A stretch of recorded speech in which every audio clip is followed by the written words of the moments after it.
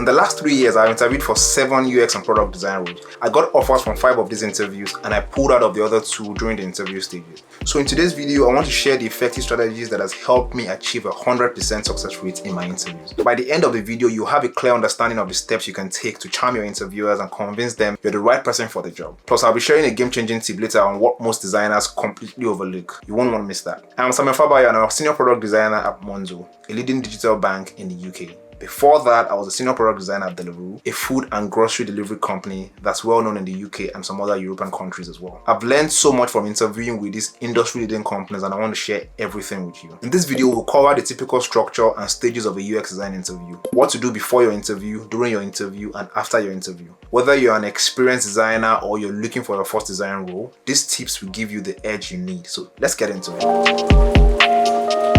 Usually, the typical structure for a UX design interview is in 4 stages. In the first stage, you have a 15 to 30 minutes call with a recruiter. In the second stage, you have a portfolio presentation where you present your best case study in a slide format. You can watch this video I made on how to present your case study in a design interview. In the third stage, you have some form of assessment, which could be a design challenge, a whiteboarding session, an app critique session, or just a closer look into your real design files to see how you work. And then in the fourth stage, which is usually the final one, is where you speak with a panel of 2 to 3 interviewers across different teams. The goal of the final interview is to assess soft skills like communication, how you work with others, how you solve problems, and if you are a cultural fit. This final interview is where so many designers fail to impress, and that's what I want to focus on for the next few minutes. There are 4 things you need to do before your interview. First up, we have to start from the basics, and that's doing your homework with some strategic research. This is based on my assumption that you've already gotten an invitation to interview, but honestly, you really don't need to wait for that invitation before you start doing your research. Start with the company's website and social media. What's interesting about them? What are their values? Is there any notable event about them recently? Can you find anything interesting on their design blogs? Have their CEO or any of the company executive been a guest on any interviews or podcasts? This is everything you want to research about. After I got an offer from Deliveroo, I got an email from one of the interviewers that part of the reason they chose me for the role was because I had mentioned I listened to a podcast interview where their CEO was the guest. If I hadn't done a ton of research before the interview, I wouldn't have found that podcast. The reason you're doing this research is to find information for making connections during your interview. And stay with me because later I'll show you how to use this research to absolutely nail your interviews with one game-changing question. Secondly, you have to prepare your story.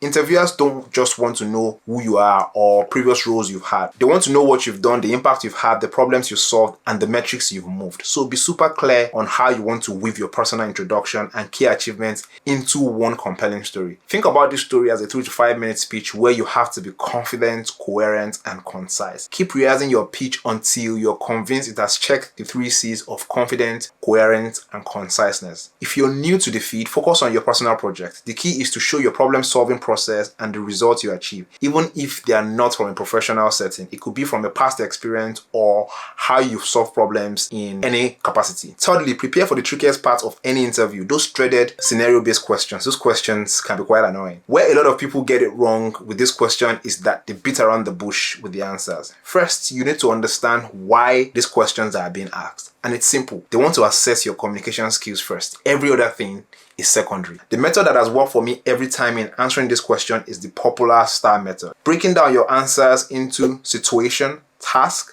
action, and result helps you communicate clearly. Now, let's do a quick practice. A common question is, tell me about a time you disagreed with a team member about a design direction. And here's how you'd answer. On a recent project, my team was designing our app's onboarding process. We needed to decide between a tutorial-based approach and a learn-by-doing method. I advocated for learn by doing by sharing some data that show that our users prefer to learn by doing and proving it can increase the onboarding completion rate. I created quick prototypes of both approaches for A/B tests. The learn by doing approach increased our onboarding completion rate by 14%. My team adopted this method and it's now part of our onboarding flow. Practice this method of answering questions for at least 10 common scenarios and you will nail those questions every time. And number 4, as part of the preparation before your interview, you need to prepare really thoughtful questions for interviewers. Use some of your findings from the research you did to come up with insightful questions that can show you're genuinely interested. The question should also help you assess if the company is a good fit for you, because that is equally important, and we'll dive deeper into this later, so stay with me.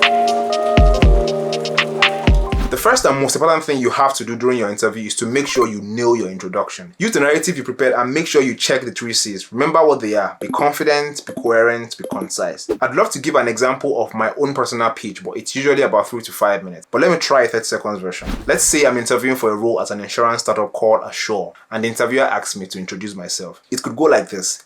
Hi, I'm Samuel Fabayo. I'm a senior product designer with over 7 years experience. In my current role at Monzo Bank, I'm responsible for designing the experience that ensures that Monzo customers get the best help and support when they need it. Most recently, my team built an AI copilot that reduced the support call wrap-up time from 30 minutes to less than 3 minutes and increased our customer satisfaction score by 35%. I led the design efforts that helped us to achieve this goal. I'm excited to explore how I can use the combination of skills I've gathered through my career to contribute to Assure's mission of simplifying insurance. Of course, the longer version has more storytelling about my background and my previous experience, but yeah, you get the gist, right? So once you're done with the introduction, the interviewers will start to ask more questions, either from what they learned from your introductions or scenario-based questions. Remember, you already practiced how to answer these scenario-based questions when you're preparing for your interview. So this is where you start floating and answering the questions with ease because you already put in the reps. The more reps you put in before the interview, the easier it will be during the interview. Next, we're about to tackle a make or break moment during any interview. Get this moment right and you have interviewers nodding their heads in approval. I'm talking about the infamous "why do you want to work here" question. There's a 3-step format that I use to knock this question out of the park every time. Firstly, I start by aligning my values with the company's values. So you need to know what your values are and what the company's values are. Then I reference something that I found out from the research that I did before the interview. I already gave an example of how I referenced the podcast episode with the CEO of Deliveroo at the beginning of this video. Then I finish with my unique value proposition. Your unique value proposition is something that you believe only you can offer because of your background and the unique combination of skills that you have. It doesn't have to be 100% true, honestly. You just have to believe it enough. For instance, one of my values as a designer is embracing ambiguity. I really enjoy the early stages of product development where the vision is not crystal clear and I embrace it. So using our insurance startup as an example again, when asked that question, so why do you want to work at Assure? I would say something like, I get really excited when thrown into ambiguous problem spaces. I attended a product conference in London where James Doe, Assure CPO, spoke about how Assure disrupted the claims process in insurance by making it easier and faster to raise a claim and get paid. I was really impressed by the session. It looked like it must have been a very challenging and interesting problem to solve, and I'm so envious of the team that worked on the project. I'd be thrilled to contribute and learn from a team that takes on such ambitious projects. With my core background as a trained architect, where user-centered design is not negotiable, and my experience designing for millions of customers in fintech and the food logistics industry, I believe I can bring a unique perspective to some of the challenging problems at Assure while also delivering business impact. See how I apply the 3-step format in my answer to the question. Of course, it might not be as smooth as this during your interview, but again, the more reps you put in practicing before your interview, the smoother it will be during your interview. Now, to the third and final thing you need to do during your interview. This is the game changer I promised at the start. Most candidates treat it as an afterthought, but play it right and it can be your hack to leaving a lasting impression. When it's your turn to ask questions, this is not the time to ask all those generic questions about culture, salaries, or vacation days. Instead, ask questions that demonstrate your interest in the role and the company business goals. If I'm speaking with 2 or more people, I usually single one person out by calling their name and directing the question to them. This question is usually tailored to their role, so I must have taken note of everyone's role when they introduce themselves at the beginning. Or sometimes I already researched them because I have their names before the interview. You see how everything you do before your interview really sets you up for success. I have a whole other video on great questions you can ask in a design interview, and you can watch that video to steal some of my questions. I also saw some of them too, so it's totally fine. Once the interview is over, take 15 minutes to reflect. What went well? What would you improve? Write down any questions you struggle with so you can use them to practice for future interviews. Also, you have to trust your guts. Did you feel a good connection with the interviewers? Could you see yourself working with them? Remember that you are interviewing them as much as they are interviewing you. Depending on how you feel about the interview, you can send a follow-up email about how much you enjoyed speaking to them. You don't have to send an email if you don't feel it's necessary. It's just an extra icing on the cake. Once you've gotten the offer, you need to understand the 3 skills you need to stay ahead of 90% of designers. Because I can guarantee you that following these tips and the tips in my other case study videos, you will get an offer. Watch this video next to know the skills you need and where you stand, and I'll see you there.